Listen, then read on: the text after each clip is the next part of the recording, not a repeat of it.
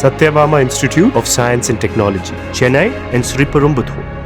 எக்ஸ்க்ளூசிவாக ஏதாவது விஷயங்கள் வாடிவாசல் சாங்ஸை பற்றி ட்ரெய்லரை பற்றி கமர்ஷியலுடைய உச்சமாக இருக்கும். கடந்த வாரம் வெற்றிமாறன் தம்பிகிட்ட பேசும்போது 25 நிமிஷம் இதனுடைய இன்ட்ரடக்ஷன்லேருந்து இப்படி வரான்னு சொன்னபோது, தம்பி இதுவே போதும்பா.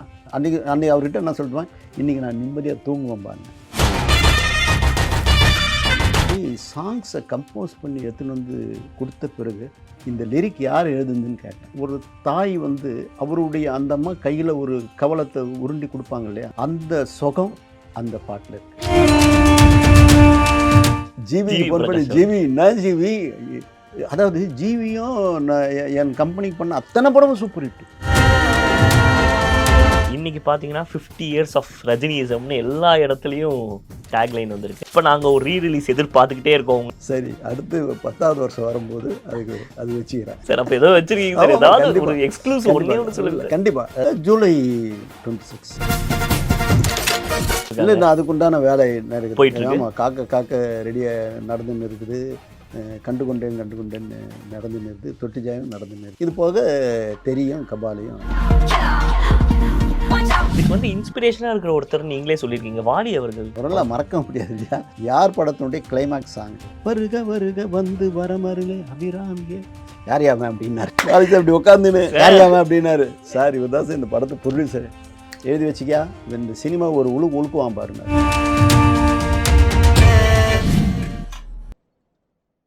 பைரவி படம் அப்புறம் சூப்பர் ஸ்டார்னு டைட்டில் வச்சவர் இன்றைக்கி பார்த்தீங்கன்னா 50 years ஆஃப் ரஜினியிசம்னு எல்லா இடத்துலையும் டேக்லைன் வந்திருக்கு. 50 வருஷம் கடக்க போகிறாரு.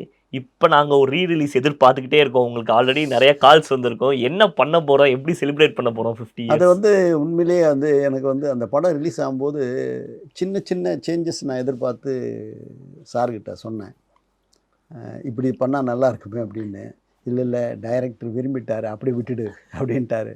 பாரஞ்சித் அவர்கள் கபாலி சொல்கிறீங்க. கபாலி. ஓகே. அதான் நான் என்ன பண்ணேன், சரி அடுத்து 10வது வருஷம் வரும்போது அது வச்சுக்கிறேன் சார். அப்போ ஏதோ வச்சிருக்கீங்க சார், ஏதாவது ஒரு எக்ஸ்க்ளூசிவ் ஒன்றே சொல்லுங்கள். கண்டிப்பாக. இல்லை அது அந்த நேரத்தில் தான் சொல்லணும். Okay sir. எந்த மாதமாவது நாங்கள் எதிர்பார்க்கலாம்? ஜூலை 26. ஜூலை 26. அதே மாதிரி ஏப்ரல் 26. ஒரு டபுள் ட்ரீட். தலைவர் ஃபேன்ஸ் அண்ட் தளபதி ஃபேன்ஸ் ரெண்டு பேருக்கும் டபுள் ட்ரீட் இருக்கு. Beautiful sir. ஸோ அதே மாதிரி இப்போ நிறைய பேர் கேட்குறது என்னன்னா, உங்கள் வரிசையில் உங்கள் பேனரில் உள்ள கண்டுகொண்டேன், தொட்டி ஜெயா, காக்க இந்த மாதிரி நிறைய படங்கள் வச்சுருக்கீங்க. எப்போ கொடுப்பீங்கன்னு ஆவலாக எதிர்பார்த்துட்டு இருக்கேன். இல்லை, நான் அதுக்குண்டான வேலை போயிட்டு இருக்கு. ஆமாம், காக்க ரெடியாக நடந்துன்னு இருக்குது. கண்டுகொண்டேன் நடந்துன்னு இருக்குது. தொட்டி ஜெயம் நடந்துன்னு இருக்குது. இது போக தெரியும் கபாலியும். Super sir. அப்போ இந்த வருஷம் ஃபுல்லாக வீக்ரியேஷன்ஸோட வருஷம்னே சொல்லலாம் நம்ம இன்னும் ஃபோர் கம்மிங்கில். அண்டு சார், இப்போ நம்ம ட்ரெயின் ஒரு படம் நமக்கு லான்ச் பண்ணோம். இந்த சைடில் மிஷ்கின் அவர்கள் அண்ட் விஜய் சேதுபதி காம்போ. எப்படி போயிட்டுருக்கு படம்? முடிஞ்சிருச்சு. எனக்கு தெரிஞ்சு ஒரு மாதத்தில் காப்பி ரெடி ஆகிடும். ஓகே. காப்பி ரெடி ஆனவுடனே உண்மையிலே இது திரையுலகத்து மத்தியில் அகில உலகுக்கு ஒரு அத்தாட்சி ட்ரெயின். நான் உண்மையிலே மிஸ்கினை இதா இதுக்கு முன்னாடி நம்ம மிஸ் பண்ணிட்டோம். ஏன்னா ஆக்சுவலாக பார்க்க போனால் அவர் விக்ரமுக்கு கந்தசாமியினுடைய கால் ஷீட்டு அவருக்கு தான் போக வேண்டியது. ஓகே. ஆனால் அவர் ஒரு கமர்ஷியல் கதை எனக்கு சொல்லலைன்ற ஒரு ஃபீலிங் எனக்கு. அவர் ஒரு ஒரு ஸ்டைல், ஒரு இலக்கண ரீதியாக, அதாவது அது ஒரு சத்யஜித் ரே, மிருனால் சென், மகேந்திரன், பாலச்சந்தர் அந்த மாதிரி ஸ்டைலில் சொல்லும்போது நான் கமர்ஷியலாக அந்நியனை அடிக்கணும்னு நான் போகிறேன். எனக்கு அந்நியன் மாதிரி அதை தாண்டுற மாதிரி ஒரு கதை கொடுப்பா. இது ரொம்ப சிம்பிளாக எனக்கு இன்றைக்கி படம் எடுத்தேன்னா இன்றைக்கே எனக்கு 10 கோடி லாபம் வந்துடும், ரொம்ப ஈஸியாக கிடச்சிடும். இது எனக்கு அதை விட பெருசாக எதிர்பார்க்குறேன் அப்படின்னு சொன்னேன். அதை நான் மிஸ் பண்ணோம். 2 பேரும் அதே பண்ணியிருந்தால் இந்நேரம் ஒரு 4-5 படம் கொடுத்துருப்போம். காலம் தள்ளி எனக்கு ட்ரெயின் கிடச்சிருக்குது. உண்மையிலே உச்சி முகரணும். உண்மையான உழைப்பாடு. எந்த நேரமும் புத்தகத்திலே மூழ்கி, எந்த நேரமும் சினிமாவே நினச்சின்னு, எந்த நேரமும் இசையிலேயே வாழ்ந்துன்னு இருக்கக்கூடிய ஒரு நல்ல அற்புதமான கலைஞர். இப்போ ட்ரெயின் இந்த வருஷம் ஸ்டேஷனுக்கு வந்துடும்.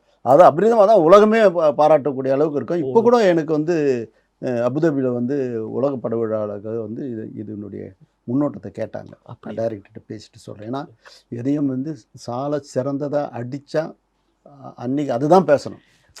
அதுக்காக Correct sir. டைரக்டர் இன்னைக்கு பேச. இன்னொரு சாலச்சிறந்த அப்டேட்டு, சூர்யா சார் ஃபேன்ஸ் எல்லாருமே வெறித்தனமா தானு சார தேடுன்னு வலைவீச்சு தேடிட்டு இருக்காங்க. அண்ட் நீங்க ஒரு சில அப்டேட்ஸும் குடுத்துட்டீங்க. எக்ஸ்க்ளூசிவா ஏதாவது விஷயங்கள் வாடிவாசல் சாங்ஸ பத்தி, ட்ரெய்லர பத்தி?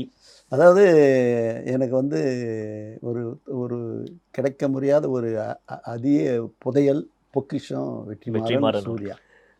இவங்களுடைய 2 பேருடைய காம்பினேஷனில் வந்து இந்த படம் வந்து ஒரு ஒரு உலகத் தமிழர்களுக்கு ஒரு ஒரு உன்னதம், ஒரு உயர்வு, பண்பு, கலாச்சாரம் அத்தனையும் உள்ளடக்கி ஒரு உயரிய படைப்பாக இருக்கும். கமர்ஷியலுடைய உச்சமாக இருக்கும். அதாவது மனசை அப்படியே உள்ளே வாங்கக்கூடிய அளவு காட்சிகள்லாம் இருக்கும். கடந்த வாரம் வந்து வெற்றிமாறன் தம்பிகிட்ட பேசும்போது 25 நிமிஷம் இதனுடைய இன்ட்ரடக்ஷன்லேருந்து இப்படி வரான்னு சொன்னபோது, தம்பி இதுவே போதும்பா, இதுக்கு மேலே இதுக்கு மேலே வேண்டியது இதை எடுத்தாலுமே 100 பேர் வந்து பார்ப்பாங்கப்பா அப்படின்னு ரொம்ப புலகாய்ந்தாங்க. அன்னைக்கு அவர்கிட்ட என்ன சொல்லிட்டுவேன், இன்றைக்கி நான் நிம்மதியாக தூங்குவேன்பான்னு. மிகப்பெரிய வெற்றி படமாக இருக்கும். அதே மாதிரி சாங்ஸை கம்போஸ் பண்ணி எடுத்துன்னு வந்து கொடுத்த பிறகு அந்த சாங்கும் அவுட்ஸ்டாண்டிங்காக இருக்குது. நீங்கள் போகும்போது கூட உங்களுக்கு காமிக்கிறேன். அது போக வந்து அதனுடைய முதல் பல்லவி கொடுத்தாரு, அதுக்கடுத்தது சரணம் கொடுத்தாரு, அதுக்கடுத்தது வந்து வாய்ஸ் மிக்சிங் பண்ணி அனுப்பும்போது நான் இன்னும் அவரை பார்க்கல. இந்த லிரிக் யார் எழுதுதுன்னு கேட்குறேன், இந்த பாட்டை யார் பாடினதுன்னு. ஏன்னா ஒரு ஒரு ஒரு அதாவது எப்படி சொல்லணும்னா, ஒரு தாய் வந்து அவருடைய அந்த அம்மா கையில் ஒரு கவலத்தை உருண்டி கொடுப்பாங்க இல்லையா, அந்த சுகம் அந்த பாட்டில் இருக்குது. அவ்வளோ அபரிதமான ஒரு பாட்டு. இப்போ நான் மிகைப்படுத்தி சொன்னேன்னு நினச்சிக்காதீங்க, நீங்கள் போகும்போது கேட்டுட்டு சொல்லுங்கள். அவ்வளோ அருமையான பாட்டு. உண்மையிலே திரையுலகம் வந்து அது ஒன்று தம்பிக்கு உச்சி முகந்துட்டேன் வெற்றிமாறன் தம்பிக்கிட்ட. ஜிவி ஃபோன் பண்ணி, ஜிவி நான் ஜிவி, அதாவது ஜிவியும் நான் என் கம்பெனிக்கு பண்ண அத்தனை படமும் சூப்பர் ஹிட். கரெக்ட். அத்தனை படமும், அசுரனாக இருக்கட்டும், நம்ம இது தெரியாகட்டும், தெரி, அசுரன், வாடிவாசல், அது வந்து ஒரு உச்சமாக இருக்கிற மாதிரி இருக்குது. நம்ம காமெடி எல்லாமே நம்மளுக்கு ஹிட்டாக இருக்குதுப்பா. இந்த பாட்டு மிகப்பெரிய வெற்றி அடை சார். இந்த வாரத்தில் எல்லா சாங்கும் பண்ணி கொடுக்குறேன் சார், நீ பாருங்கள் கொண்டாடலாம் அப்படின்னாரு. அவ்வளோ உண்மையான கலைஞர் ஜிவி பிரகாஷ். ஆமாம் ஆமாம், ரீரிக்கார்டிங்லாம் மிரட்டி தள்ளுற பாட்டெல்லாம் வந்து ஜனரஞ்சகமாக இருக்குது. இது எப்படி இது வந்து ஒரு ஜி ராமநாதன், எம்எஸ் விஸ்வநாதன் ராமூர்த்தி, இளையராஜா, இந்த அந்த பழமையில் இருக்கும் தெரியுங்களா, அந்த ஊற்று எடுத்து இன்னைக்கு கரண்ட்டில் கொடுக்குறாரு. அப்பா என்ன ஒர்க் லோட் சார். வரிசையாக ஒரு கடைசி 1.5 வருஷத்துல ஒரு 10 படம் கிட்ட பண்ணிட்டாரு. நேஷனல் அவார்டும் சூப்பர் ஹிட். அதில் 2 படம் இல்லை சார், 2 படம் ஜிவி, 2 சூப்பர் ஹிட். ஆமாம், லாஸ்ட் இயர் அமரனும் சரி, இந்த லக்கி பாஸ்கரும் அவர் தான் முன்னார். Beautiful sir.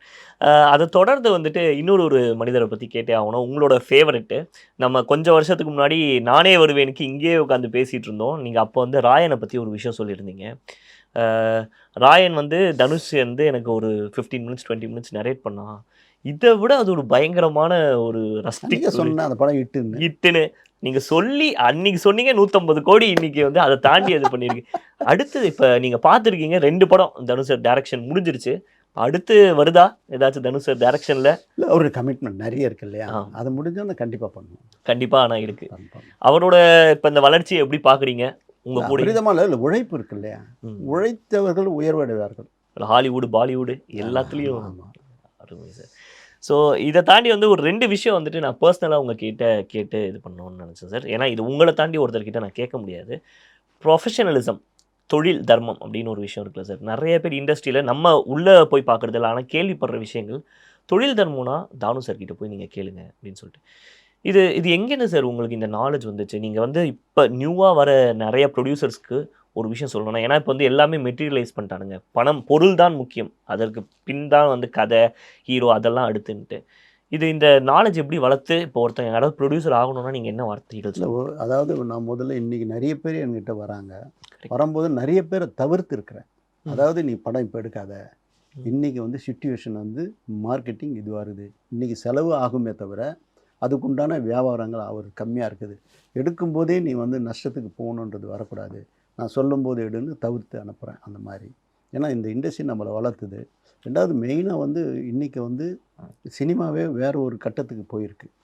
ஸோ அந்த கட்டத்துக்கு வந்து இப்போ புதிய புதிய முகங்கள் வரணும். இப்போ நீங்கள் பார்த்தீங்கன்னா ட்ராகன்லாம் வந்து பெரிய வெற்றி அடைஞ்சு, லவ் டுடே வெற்றி அந்த மாதிரி முகங்கள் வரும்போது இந்த இண்டஸ்ட்ரி இன்னும் வளரும். அந்த மாதிரி ஒரு முகமாக நீங்கள் பெரிய ப்ராஸ்பெக்டாக பார்க்குற மாதிரி யார் சார் பார்க்குறீங்க இப்போ ரீசெண்ட் டைம்ஸில்? இல்லை இப்போதைக்கு வந்து வரணும், கதை இருக்கணுமே, கதையோட முகம் அமையணும். கதை இருந்தால் தான். அழகான முகங்கள் நிறைய இருக்குது, நூற்றுக்கணக்கான ஆயிரக்கணக்கான இருக்குது. அந்த கதையோட அந்த பாவத்தை எடுத்துன்னு வந்து கொடுக்கணும். சினிமாவை பற்றி சொன்னோம், மனிதம் பற்றி சில விஷயங்கள் பார்க்கணும். ஏன்னா நம்ம வந்து ஒரு 20 வருஷமாக நம்ம எங்கே பார்த்தாலும் அந்த ஒயிட் அண்ட் ஒயிட்டில் நீங்கள் வருவீங்க ஒரு அழகான குங்குமத்தோட. உங்கள் பார்வையில் வந்து ஆன்மீகத்தை பற்றி நீங்கள் என்ன நினைக்கிறீங்க சார்? இல்லை, நான் வந்து அன்றாடம் வந்து ஆன்மீகம் தான் நம்மளுக்கு வந்து ஆத்மார்த்தம். அதில் பயணிக்கிற போது அது சுகானுபவம். அது குழந்தையிலேருந்தே நம்மளை அந்த சின்ன வயசுலேயே என்னட்டு போய் திருப்பூர் கோயிலில் பாட விடுவாங்க. அந்த இந்த இப்போ நீங்கள் பாடின மாதிரி நிறையா பாடல் திருப்புகழ் இது மாதிரி. அதாவது கந்தா முருகா கருணாகரனே கார்த்திகேய கலியுக வரதா முருகா குமரா சராசரா முகுந்தா முருகா சரவண பவயுகன்னு உச்சசாயில் பாடுவேன். அந்த கோயிலில் இருக்கக்கூடிய அத்தனை பக்தி கோடிகளும் வந்து நான் சின்ன வயசு இல்லையா, எல்லாம் வந்து என்னை பார்த்து இந்த இப்போ இந்த ஆன்மீகத்தோட கனெக்ட் ஆகிறதுனால நீங்கள் கண்டிப்பாக நிறையா ஆன்மீக உரையாடல்கள் வந்து சூப்பர் ஸ்டார் ரஜினிகாந்தோட வச்சுருக்க வாய்ப்பு இருக்குது. அந்த மாதிரி ஒரு சில விஷயங்கள் அவரோட பார்வையில் அந்த சிறந்த மனிதம் பற்றி பேசின ஏதாவது விஷயங்கள்? இல்லை, அவர் வந்து அவருடைய வாழ்க்கையே வந்து அவர் சுயசரிதை எழுதுறாரு இல்லையா, அவருடைய வாழ்க்கை செகண்ட் பார்ட் வந்து அவருடைய வாழ்க்கை வந்து ஒரு மிகப்பெரிய பொக்கிஷம், மிகப்பெரிய பொக்கிஷம். ஒவ்வொரு மனிதனுக்கும் ஒரு ஜீவநாடியாக இருக்கும். அவர் எழுதணும், எழுதிட்டார்னா அது வந்து வருங்காலம் வந்து அது அந்த வருங்கால தலைமுறைக்கு ஒரு பெரிய கவசமாக இருக்கும். இப்போ சாரோட பயோபிக் எடுக்கணும் அப்படிங்கிற என்னைக்காவது உங்களுக்கு தோணியிருக்கா? இல்லை, அது வந்து அவர் தான் அது சொல்லணும். நீங்கள் ஒரு ஃபேனாக எடுத்தீங்கன்னா எனக்கு ஒரே ஒரு கேள்வி தான் இருக்கும். அந்த பீக் பாயிண்ட் சொல்லுவாங்க, இன்டர்மிஷன் பாயிண்ட், அது என்னவா இருக்கும் ரஜினி சாரோட வாழ்க்கையில்? இல்லை, அதை வந்து அதாவது சொல்லவே முடியாது. அது அது அது அது வந்து ஏட்டில் அடங்காது, எழுத்தில் அடங்காது, அப்படி இருக்கும். அண்ட் தானு அவர்கள் அப்படின்னு சொன்னாலே இண்டஸ்ட்ரியில் இன்னொரு மிகப்பெரிய ஒரு விஷயம் என்னென்னா ப்ரமோஷன்ஸ். ஸோ இந்த படத்துக்கே இந்த சன்ஃபீஸ்ட் ஆடில் வரதாக இருக்கட்டும், சில ஸ்டில்ஸ்லாம் வந்து நம்மளே இன்னும் எவ்வளோ வச்சுருக்கீங்க, வெளில எடுங்கிற அளவுக்கு ஸ்டில்ஸ் வந்துக்கிட்டே இருக்கும். விஜய் சார் வந்துட்டு பைக்கை விட்டு ராயல் என்ஃபீல்டை விட்டு குதிக்கிற ஸ்டில் ஆகட்டும், அண்ட் நிறையா ஃப்ரேம்ஸ் வந்துட்டு ஜெனிலியா அண்ட் விஜய் சார் இருக்கிற ஃப்ரேம்ஸ் ஆகட்டும். இந்த ப்ரமோஷன்ஸ் ஐடியாஸ்லாம் எங்கேருந்து வந்து கற்பனை வருது? இல்லை, அது வந்து நான் ஆரம்ப காலத்தில் டிஸ்ட்ரிபியூட்டராக இருந்தேன். ஆமாம், அந்த டிஸ்ட்ரிபியூட்டராக இருக்கும்பொழுது எனக்கு வந்து அப்போது வந்து பக்தா டிசைனர். ஓகே, அப்போ அவரோட இருக்கும்போது ஒரு ஸ்டோரி பண்ணுவோம். ஒரு ஸ்டோரினா ஒரு சும்மா சாதாரணமாக பொம்மை மாதிரி போட்ட ஒட்டுறதுலாம் இல்லை, ஒரு கதை சொல்லணும். அதெல்லாம் வந்து ஒரு பெரிய ஹிஸ்ட்ரியே இருக்குது அந்த மாதிரி பண்ணுறதுக்கு. அதாவது அதெல்லாம் இந்த நேரத்தில் சொல்லணுமான்னு தெரியல, இதெல்லாம் இந்த உதாரணம் சொல்கிறேன். சாரதா படம் ரிலீஸ் பண்ணுறேன், அந்த நேரத்தில் வந்து ஒரு காலனி ரெண்டு அதாவது எஸ்வி ரங்காராவ் படம் இருக்கும். அவருக்கு கீழே வந்து 2 செருப்பு, அவருடைய செருப்பு இருக்கும். அந்த செருப்பை தொட்டு விஜயகுமாரி அம்மா வந்து ஃபீல் பண்ணுவாங்க. நான் உடனே பக்தா சார்கிட்ட சொன்னேன், ஹைலைட் வச்சு கண்ணீர் மாதிரி கொஞ்சம் வர வைங்க சார். பிளாக் அண்ட் ஒயிட்லலாம் உங்களுக்கு அதெல்லாம் தெரியாது. அது அவர் அழகாக அந்த பவுல் வச்சு அந்த கண்ணீர் வர மாதிரி, இந்த பத்தினி பெண்ணுக்கு இந்த பரிதாப முடிவா கேப்ஷன், இது ஒன்று போட்டேன். அப்புறம் எஸ்எஸ்ஆர் உட்காந்துன்னு இருப்பார், முட்டிக்கால் போட்டுன்னு அந்த அம்மா முட்டிக்கால் போட்டுன்னு அவர் முட்டியை பிடிச்சி ஃபீல் பண்ணுவாங்க. அப்போ அவர் சொல்ல, தாய்க்கு பயன்படாதவன் சண்டானன், தந்தைக்கு பயன்படாதவன் தருதலை, உடன் பிறந்தவனுக்கு பயன்படாதவன் சுயநலயவாதி, கட்டிய மனைவிக்கு பயன்படாதவன் ஐயோ அப்படின்வார். அது அண்டர்ஸ்டுட். இப்படிலாம் ஒரு டைலாக் போட்டு ஜனங்களை உள்ள எடுக்கிறதுக்கு பண்ணுவோம். டைலாக்ஸும் நீங்களே? நான் டைலாக் ஆரம்ப காலத்தில் வந்து அது பழக்கம். ஏன் சார் இப்போ வந்து எதுவும் இந்த ஜென்ரேஷனுக்காக ஏதாவது ஒரு படைப்பு நான் எழுதின்னு இருக்கேன். எழுதிட்டு இருக்கீங்க சார்? ஏதாவது கூடி சீக்கிரம் ஏதாவது நம்ம அது வந்து எனக்கு நான் வந்து திருப்பாடகனில் வந்து பார்த்தீங்கன்னா நிறைய டைலாக் இருக்கும். நல்லவனில் பார்த்தீங்கன்னா கதை திரைக்கதை வசனம் பாடல்கள் நான் தான் எழுதியிருப்பேன். தெருப்பாடன் பார்த்தீங்கன்னா கதை திரைக்கதை வசனம் பாடல்கள் இசை இயக்கம் எல்லாம் பண்ணியிருப்பேன். கரெக்ட் சார், அதெல்லாம் பண்ணியிருப்பேன். இதுக்கு வந்து இன்ஸ்பிரேஷனாக இருக்கிற ஒருத்தர் நீங்களே சொல்லியிருக்கீங்க, வாலி அவர்கள். பற்றி நிறையா சொல்லியிருக்கீங்க. அவரெல்லாம் மறக்க முடியாது இல்லையா. அதாவது யார் படத்தினுடைய கிளைமேக்ஸ் சாங் வந்து கம்போசிங் விஎஸ் நரசிம்மன். ஓகே. அதாவது தீய சக்திக்கும் தெய்வ சக்திக்கும் நடக்கக்கூடிய போராட்டம். இந்த போராட்டத்தில் வந்து தீய சக்தி ஜெயிக்குதா, தெய்வ சக்தி ஜெயிக்குதா? தெய்வ சக்தி ஜெயிச்சா இப்போ நம்ம வாழற வாழ்க்கை, தீய சக்தி ஜெயிச்சதுன்னா இது வேற மாதிரி எல்லாருமே என்ன அல்லலுக்கு அவளுக்கு ஆட்படுவோன்னு தெரியாது. இந்த சூழ்நிலை ஒவ்வொரு மதத்தவரும் அவங்கவுங்க இஷ்ட தெய்வத்தை வேண்டுங்கன்னு சொல்கிற கிளைமேக்ஸ். இதுக்கு ஒரு பாடல். இந்த பாடலுக்கு வந்து சோமயாஜில் சங்கராச்சார் மாதிரி அவருக்கு வேஷம் போட்டு சோமயாஜில் பாட்டு பாடுவார். சர்ச்சில் வந்து ப்ரே பண்ணுவாங்க, ஜபம் பண்ணுவாங்க, தர்காவில் வந்து தொழுகை பண்ணுவாங்க, கோயிலில் மணி இவர் பாடினுவார். இந்த 3 செக்டாரும் சேர்ந்து கடவுளை வேண்டும் போது அதுலேருந்து ஒரு சக்தி உருவாகி ஹீரோயின்கிட்ட போயிட்டு அந்த தீய சக்தி அழிக்கிற மாதிரி சிச்சுவேஷன். அதுக்கு வந்து வாலி எழுதுறாரு. எந்த வருஷம் சார் இது? 1985. அப்பயே இந்த மாதிரி ஒரு மல்டி யூனிவர்ஸ். ஆமாம், அதாவது பூமத்திய ரேகையும் கடகரேகையும் மத்திய ரேகையும் ஒரே நேர்கோட்டில் சந்திக்கும் போது அதிசயம் நடக்கும். இப்போலாம் 40 வருஷம் பற்றி சொல்கிறாங்களா? 40 வருஷம் கலைப்பள்ளி சேகர் சொல்லிட்டாரு. மல்டிவர்ஸ் இப்போதான் மார்வல்ல சொல்லிட்டு இருக்காங்க.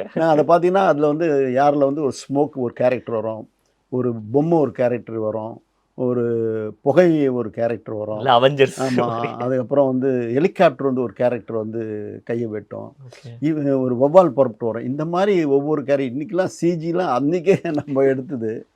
அந்த சிச்சுவேஷனில் அந்த சாங் வந்து பாலி சார் பற்றி சொல்லும்போது அது என்னுடைய தொடர்ச்சி என்னென்னா, அந்த சிச்சுவேஷனுக்கு சாங்கு அவர் டியூன் போடுறாரு, சந்தம் போடுறாரு. யார்? விஎஸ் நரசிம்மன் மியூசிக் இசைமே அது ரொம்ப நல்லா பண்ணார். தததான் ததான் ததான் ததான் ததான் தததான் ததான் ததான் ததான் ததான் தாததந்த தாததந்தன் தாததந்த தாததா தாததந்த தாததந்தன் தாததந்த தாததா தாததந்த தாததந்த தததா தததந்த தததந்த தததா ததததததததததததததததா அப்படின்னு சந்தம். இதில் வந்து வாலி சார் வந்து அந்த பல்லவி எழுதுறதுக்கு அவர் எடுத்துக்கின டைம் கிட்டத்தட்ட 3/4 மணி நேரம் போவார். ஓகே. வாய் கொப்பளிப்பார், வத்தலபாக்கு போடுவார், வாய் கொப்பளிப்பார், திருப்பி நரசிம்மன் ரொம்ப டஃப் டீம் சொல்லு கடைசியில் விசிறு இல்லாமல் எழுதுறாரு. அவர் எழுதுறாரு, அபிராமிய உமா மகேஸ்வரி, சிவகாமிய கலா ஜடாதரி, சாமவேத ஓதும் நீலகண்டன், வாமபாகம் வாழும் ஈஸ்வரி, காமகோடி பீடம் ஆளுகின்ற நாமங்கோடி போற்றும் சங்கரி, தீய சக்தி பூதலத்தில் மாய, தெய்வ சக்தி மாநிலத்தில் வாழ, வருக வருக வந்து வரமருளே அபிராமியன் வர். நான் அவர் எழுதினே இருக்கிறாரு, நான் மேலே இருந்து கையை கட்டின்னு அதை பாடுறேன். அபிராமியே உமா மகேஸ்வரி, சிவகாமியே கலா ஜடாதரி, சாமவேதம் ஓதும் நீலகண்டன், வாமபாகம் வாழும் ஈஸ்வரி, காமகோடி பீடம் ஆளுகின்ற நாமம் கோடி போற்றும் சங்கரி, தீய சக்தி பூதலத்தில் மாய, தெய்வ சக்தி மாநிலத்தில் வாழ, வருக வருக வந்து வரமருளே அபிராமியே. யாரையாம அப்படின்னாரு. நாளைக்கு அப்படி உட்காந்துன்னு யாரையாம அப்படின்னாரு. சார் இவர் தான் சார் இந்த படத்தை ப்ரொடியூசர், எழுதி வச்சுக்கோ, இந்த சினிமா ஒரு உழுக்குவான் பாருனார். உழுக்கிட்டீங்களா சார்? எங்களை உழுக்கிட்டீங்களா சார்? இப்போ இப்போ ரேப் அது இதுன்னு சொல்கிறான். இது அது அவர் என்ன சொன்னாரோ, இந்த நிமிஷம் வரலாம் நம்ம இந்த இண்டஸ்ட்ரியில் இருக்கிறோம் மரியாதை, அதுதான் பெரிய அது ஆசீர்வாதம் தான். கூஸ் பம்ப்ஸ் வந்துடுச்சு சார் அந்த ஃப்ரேஸ். ஏன்னா இவ்வளோ ஞாபகம் இந்த வயசுலேயும் நம்ம ஞாபகம் வச்சுக்கிட்டு அது வந்து மனப்பாடம் பண்ணுறதுக்கு வேற, ஆனால் அது ஆள் மனசில் அது ஒரு சிமெண்ட் ஆயிருக்குல்ல. இப்போ நம்ம கொஞ்சம் ஒரு ரேபிட் ஃபயர் மாதிரி நம்ம சச்சினை தாண்டி தானு சாரை பற்றி பேசலாம் அப்படின்னு சொல்லி ஆசை. Okay sir. அன்பு, அதாவது அன்புக்கும் உண்டு அடைக்கலம் தாழ்வாங்க. அதாவது தாயன்பு உலகத்திலே சிறந்தது, தந்தை அன்பு அதுக்கு ஈடானது, அரவணைக்கக்கூடிய குருவினுடைய அன்பு அதுக்கும் ஈடானது. இதை தான் சொல்ல முடியும். பயம் வந்து எதுக்கு அதாவது உண்மைக்கு தான் நம்ம பயப்படணும், சத்தியத்துக்கு தான் பயப்படணும், மற்றதுக்கெல்லாம் பயமே இல்லை. அச்சம் கொல்லுன்னா எதுக்கு சொன்னாங்க? புகழ் வந்து புகழ் வரும்போது நம்மளே சரிப்படுத்திக்கணும். ஏன்னா புகழ் வந்து நம்ம தலைக்கு ஏற்றக்கூடாது, நம்ம இதயத்தில் தான் வச்சு வாழணும். வாழ்க்கை வாழ்வதற்குன்னு சொல்லியிருக்காங்க. வாழ்க்கை வந்து வாழ்வதற்குன்னா பலர் வந்து நம்மளை பார்த்து வாழணும், பிறர் வாழ நாம் வாழணும், நம் வாழ்க்கை அவங்களுக்கு ஒரு அத்தாட்சியாக இருக்கணும். சினிமா இல்லாமல் நான் இல்லை. இப்போ நம்ம பேசுறது சினிமா தான். காதல் வந்து அந்த நேரத்தில் வந்து போகிறது. ஆனால் இளமை காதல் இருக்குது, முதுமை காதல் இருக்குது. ஆக அன்பு காதல், பண்பு காதல், பாசக்காதல், உண்மை காதல், உணர்வு காதல்னு காதல் பல வகை. நட்புக்கு வந்து அதாவது நட்புக்கு ஈடாக எதையுமே சொல்ல முடியாது. உலகத்திலேயே தலையாய சிறந்தது நட்பு தான். உங்களோட மிகச்சிறந்த நண்பன் யார் சொல்லுவீங்க? அதாவது என்னுடைய மிகச்சிறந்த நண்பன் சொன்னால் என் பள்ளித்தோழன் தான் சொல்ல முடியும். இன்னும் அந்த நட்பு இருக்கா சார்?